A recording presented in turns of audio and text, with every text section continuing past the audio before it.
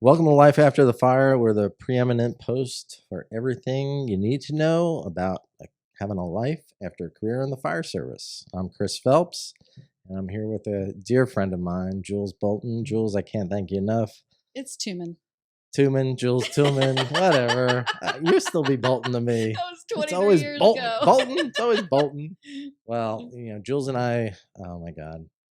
Let's see. Let's wind it back a little bit here. The 90s, probably. We the mid 90s we worked together, and since we're both no longer associated with those departments, we can, speak Talk freely. Yep. They can't hurt us now, right? I hope. No. But fast friends. We had a lot of fun together, and I've always. Since then, we've been gone or separated, whatever you want to call it, for over 20 years, 22 years, I think. Has it been? Yeah, isn't that crazy? Yeah. I left in 2000. Wow. Yeah. So obviously you've done a lot since then. But one of the reasons I wanted to bring you in here, other than, you being a friend and making it easier on me, of course, me first, but, just since you accomplished so many amazing things in your life as a firefighter, and now in the afterlife, or the other side, if you will. And I think it needs to be mentioned, and let's talk about it. So, well, I myself, I feel very blessed to have been in our job that we would have done for free and did it for free for so long. And to have a healthy life post that job and be financially secure for the rest of my life because of that job. I just feel blessed to have found that job in my life. And it was the calling for me. And I say it once a week, to have such a wonderful life for helping people sometimes feels obscene. I feel very blessed. Yeah. I really do. I really do. So the whole reason why I wanted to start this podcast was because a very good friend of mine from Central Florida had his career cut short, and he wasn't at all prepared for it. And while he is now receiving a disability retirement and whatnot, and he's doing some teaching and stuff, his life now is completely changed, and he wasn't ready for it. So my goal here was to talk about those different things that can cause somebody's career to be cut short, things that can help you prepare and insulate yourself from those, and how to get prepared for the afterlife. So that's kind of why I'm here. I will be glad to answer any questions and share my positives and negatives. You were kind of a trailblazer, first female on the department, right? Already I'm not feeling comfortable. Yes. So, I mean, that's awesome. So you dealt with a lot of challenges there, right? But you were very gracious and did a great job in overcoming them. Just your personality alone, I mean, just absolutely. Well, my core is I believe in being a good employee. I'm not big on male or female. I don't care if you're black, white, purple, green, whatever. It's all about being a good employee and doing the right thing for the right people, for people in general. But as for being I had some challenges that other people didn't have, but there was other people that had challenges that I didn't have. I was very fortunate to have as much as there might have been people that weren't crazy to have me in that department, I had some my first partner was 250 pounds, with no gear on, and Harley driving, beer drinking, beef eating, milk with his pasta having. He, out of the gate, he tells the story all the time. We got on the rescue together, and I said to him at 125, 130 pounds, you go down, I will do everything I can to move you, and if I can't, I'm going to sit on you, and they will find us either both alive or both dead. But I will never desert you. And the moment that happened, I had support from him, and he knew that's how it is. I And think I know who you're referring to. yes, And yes. I was almost in a bar fight with this guy. And if memory serves me, I think what he said afterwards, he's like, "Man, I'm shaking. You know, I'm a lover, not a fighter." That is he. That is he. But yeah, I was lucky to have some good support, So, which yeah, helped balance some of the negativity that I was yeah, experiencing. But yeah, we all have our challenges. yeah. So, over the years, you've moved up in positions within the department. You did some things on the side. Like, what kind of things were you doing on the side? Well, it started with you and I both working at the hospital. So back in the 90s. I forgot about that. Yeah, no, we We're worked very, together. very comfortable around a microphone. Yeah, yeah, exactly. So you and I did the dictation stuff with the ER and learned a lot. I taught a lot in the 90s and early 2000s. It was teaching EMTs and paramedics, ACLS and PALS and CPR, all intermingled with the fire department. It was all medical stuff. I was taught that if you got time to sit around, you got time to earn money. And Time to lean, time to clean. It's the truth. And we didn't make any money at the fire department. Yeah. We started at which yours couldn't have been much more than mine, but mine was 18,582. And so we worked side jobs. Both of us worked side jobs. Yeah. And, for many, many years, my average work week was probably for 3 or 4, my average was 88 hours a week was my average work week between all the teaching in the hospitals and all that other stuff. And it goes into, we worked hard and played hard. So when we would play hard, we skied, and we would take off a week or 2 or 3 and, do what was good for us and just have fun. Yeah. So that was the first part of my career. And I stayed working 2 or 3 jobs probably until the middle to 2015, 2018, I started backing off, but I ended up working with hyperbarics at St. Mary's. I worked surgery units. I worked emergency rooms. I tried some other stuff off to the side and did some boat stuff. So it was always working. You just, in order to make the tail end good, you have to make the front end work hard. So that meant putting away in deferred comp. That meant, the retirement from the hospitals, the retirement from the college, all these little side retirement things that might have only been like the college pennies. Stuff. Yeah, it was right now that accounts $20,000, which $20,000 to us 20 years ago was a lot of money. But when you had that 20, and then you add another, 50 or 80 from a hospital and all these other jobs, it helps make the tail end so much more cushionable because you've been smart and not blown every penny as you were working your way through your job. Plus, in the whole time, you're learning stuff that make your primary job, which is, being a medic or in the street. All that fed into making you better at your real job. Better employee. Right. Yeah. Now, are you doing anything since retirement? Since retirement, anything I didn't. Income earning? I mildly. So initially, I didn't do anything out of retirement. And I'm coming up on 3 years in March. March. I'll be retired 3 years. And about a year after that, I wanted to do some stuff that I didn't do. I never got to fly. Our department didn't have a flight system. So I did flight medicine for about a year, which was great for brain exercise. It wasn't good for the pocket. There was not a lot of money involved with that.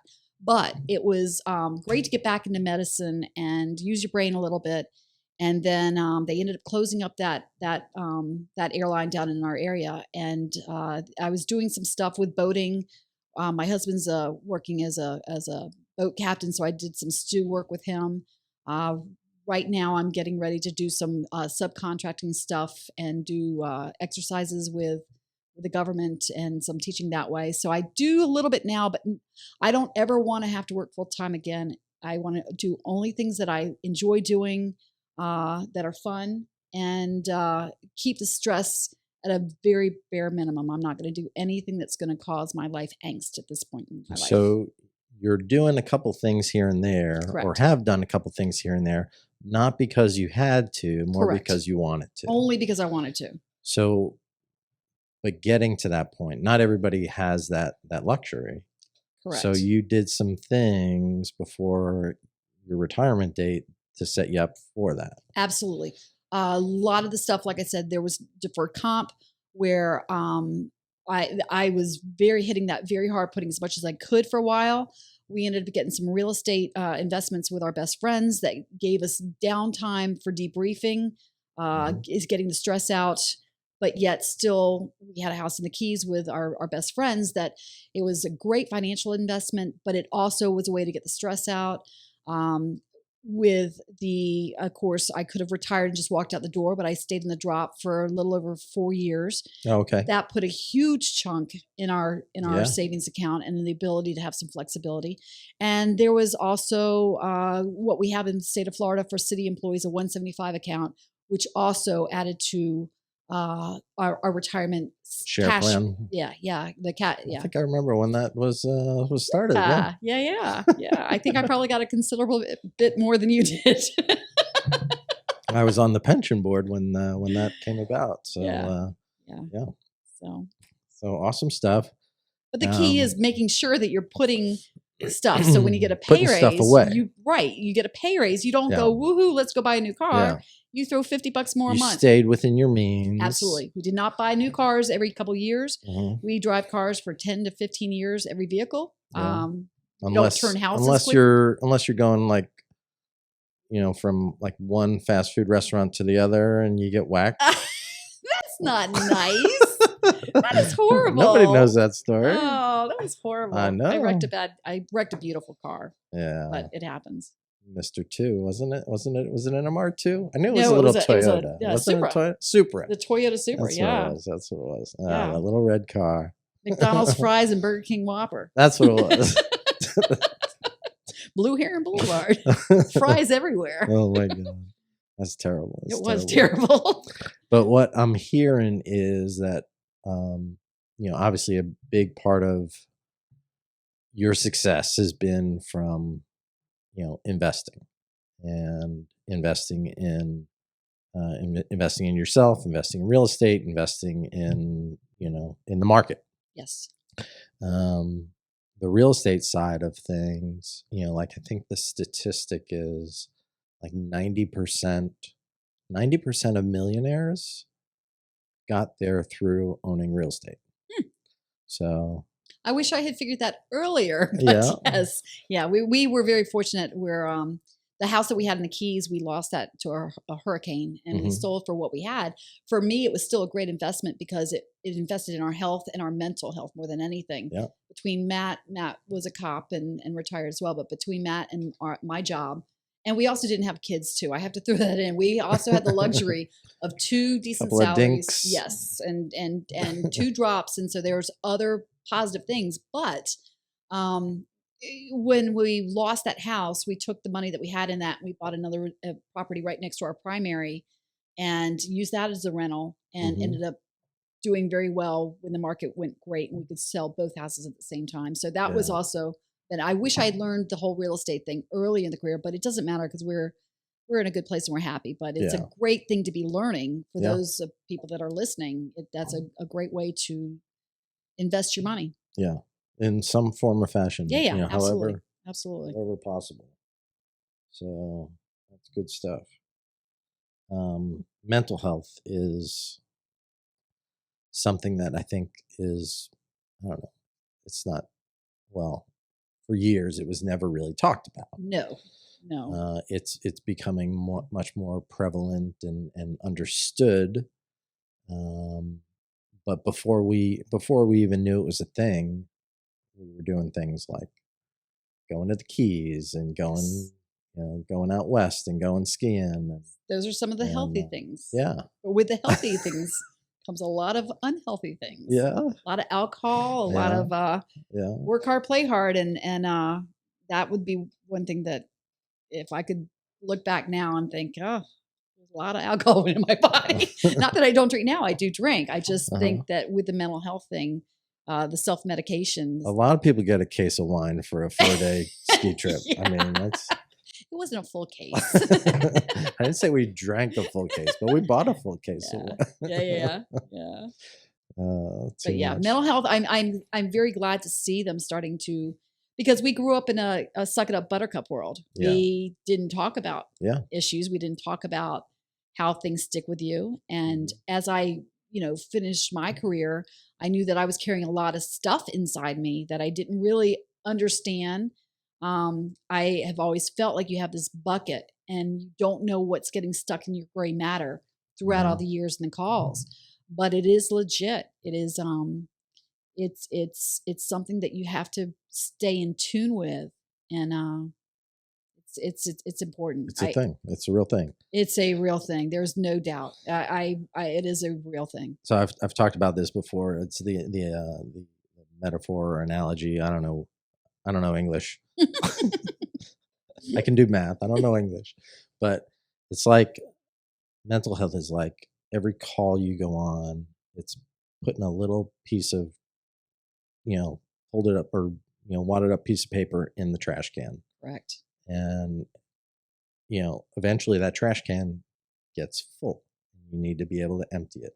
And I can't tell you if it's going to be, 20 calls, 30 calls, 1,000 calls, or is it going to be one call that fills your trash can? But at some point, your trash can is going to be full and you need to have an outlet to be able to empty it.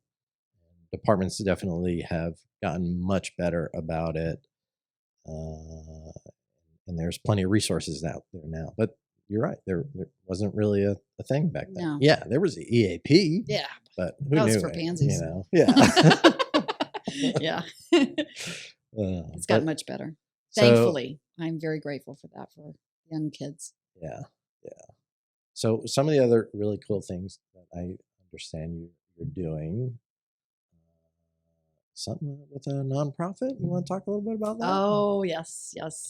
That is extremely important, I think, for people to really be involved with as well, is some sort of way to give back for all the stuff that you've gotten. And our charity is Firefighters to the Rescue, and I am so proud of what we've been able to do.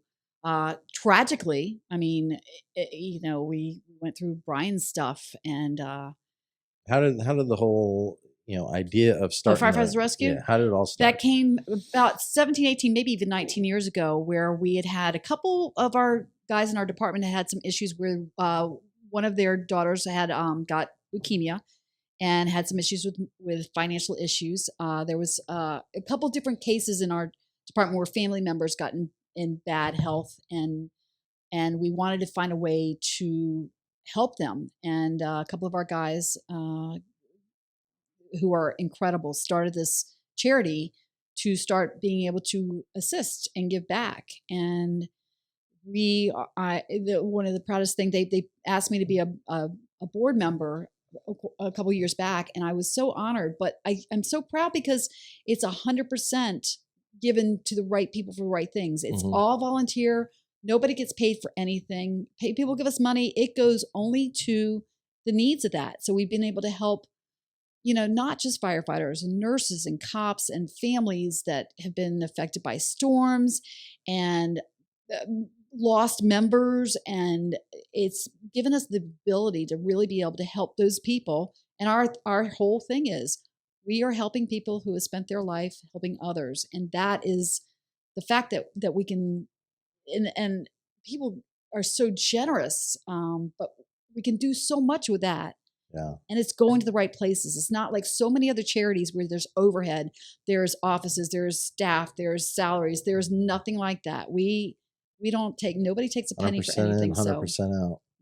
And I'm very proud of that and feel very lucky to be involved with that. It's a passion, and it's all for the right things and the right people. So there's nothing negative about that. Yeah. So maybe a little stress that's thrown on our shoulders every now and then, trying to make sure everything works out. But it's a good stress. It's a good stress when you're helping people. It's a really cool thing. I mean, there's like national organizations like the Tunnel to Towers. organization. Sounds like they do, some similar stuff. I don't know too much about it, but to see you guys do something here locally like that is super cool. There are some good you were ones. already pretty high up on the coolness factor, and now you're a little bit higher. Stop. No. Yeah, it's some good stuff, and we got this chili cook-off coming up here with the Palm Beach County Fire Rescue retirees is graciously making us a co-benefactor with another incredible charity that's doing work with Duchenne. So we got one coming up in a couple weeks now, February 4th. February 4th, and it's right here in Abacoa. In Abacoa. Yep, it's going to be a big day here. So I know we put it on the calendar. We did a little bit with it last year. Yep, put it on the calendar. Collecting money for tickets and stuff. That was a lot of fun. It is. But it's all good stuff. So I know, like I've said before, throughout my career, throughout your career, we've seen some other people's careers get cut short, and them not be prepared for it. And the whole goal here is to help get some good information out, get some good resources out to people. Looking back, is there, aside from you said investing earlier in real estate, is there anything else that you think of that you wish you would have known more about then that you know now? I think having a plan is good. We've made mistakes. I don't have any problem sharing my mistakes with everybody. One of our mistakes is looking into whole life versus term life insurance. Those are things that you have to think about, because if you're used to a lifestyle, and in our case, so I'll share our case. My husband's 8 years younger than me. And so when we both finished our jobs, when it came to figuring out our pensions, if you're going to leave 100% to the other person, if you die, 50%, 25%, whatever, there's a big difference in ages. So for him, when he left, in his pension, if he had said, okay, I'm going to make sure that Jules, my wife, has my pension for the rest of his life, it was going to be a $900 a month difference. So instead of taking home, I'm going to say $4,000, we'd be taking home $3,100. Right. When it came to, and I said that backwards. I said it absolutely backwards. When it came to me, because of the age difference, for me taking home $4,000, it would be $3,100 for Matt, because he was so much younger. He's going to live longer. So I was the one that was going to end up, theoretically, I would be the person that it was going to cost. For him, the difference between, since I'm 8 years older, the difference was minuscule, like $125 a month. So it made sense for me to go ahead and take his retirement for the rest of our life at such immediate. So, and that point, Jules, I was so worried that here I knew that I would be taken care of because I would have both of our pensions till I die, but he wouldn't have mine. So, and mine happened to be a higher pension because I was working longer and up the ranks, and my salaries went much higher. And I couldn't sleep at night thinking that Matt might be in a position that he wouldn't be able to make the mortgage or, all our bills if we're set in this lifestyle that we have. So we looked at doing life insurance as a way to do that, which is an excellent way to do it. If you were in a position where you have only one of the two of you have a drop or a good cushion. Many families don't have that. They have one person that's working, and they're going to have, the drop and deferred comp and all that other stuff, blah. And then the other one, maybe it's a wife that stays at home with the kids, and they don't have that ability. And God forbid they lose that husband, then they are going to be screwed.